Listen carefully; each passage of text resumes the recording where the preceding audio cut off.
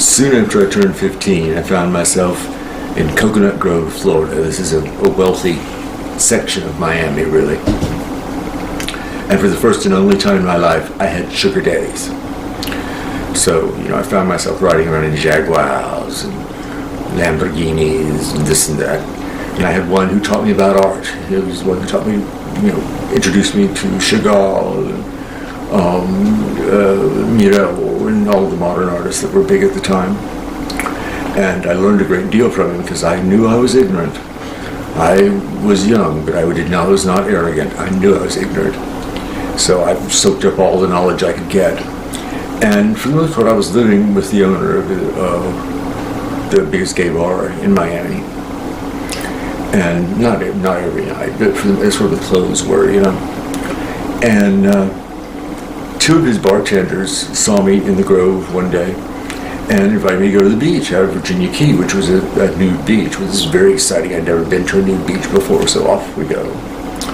And while we're out there on the beach, we found this green coconut, and so we decided to make a tribute to the martini, and we built this glass out of sand and used the coconut for the olive, And up the beach comes this creature that is very thin and looked like a spider, kind of coming towards us, this ancient creature.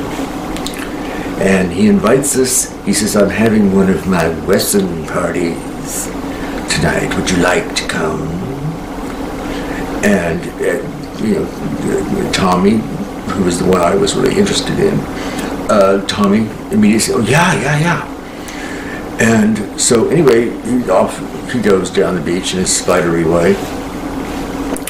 And on the way, back into the Grove, Tommy told me who this man was. It was Grover Loaning, a father of aviation, and he was extremely wealthy, and he had a place on Key Biscayne.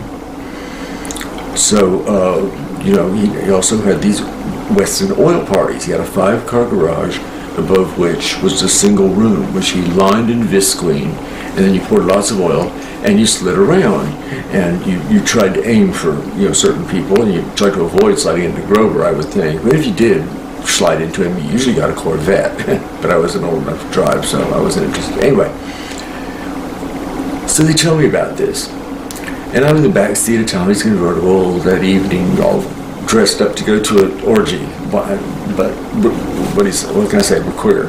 We dressed up to go to the orgy. And go out to Key Biscayne, and we went through this security thing, but I thought it was just because it was rich people, And we go in and do the thing, hang up our clothes, because there was places to hang up everything nicely, and go in, and we're slip-sliding away, just having a grand old time, because when you're 15, Mr. Wiggle is never soft. And so we're slipping, sliding, and there's this roar all of a sudden you hear. And then from inside the room comes another roar. This one, though, sounded ancient, but it was still a roar. And Grover, this spidery creature, jumps up, oil flying off of him, and goes running out the door. So we all follow, and there's 25 of us or so there. And we run, the stairs are on the side of the building, one of those situations. We run down those stairs, and we come around to the big parking area, into which is landing Marine One. And so here's a line of naked, young, pretty gay men, erections fading, as the President of the United States stands frozen in that doorway, with Grover screaming at him at the top of his lungs, because it had been an agreement between them, because the Nixon's place did not have a large enough place for a helipad, that they could use Grover's, but only with advance warning, and they had not done this, and that was the problem. So as we stood there, Grover jumped up and down and screamed and this and that, and I don't know if Pat was inside Marine One, watching us. I have no idea. But so we all knew who it was. You couldn't miss Nixon. We knew who he was, and you know what?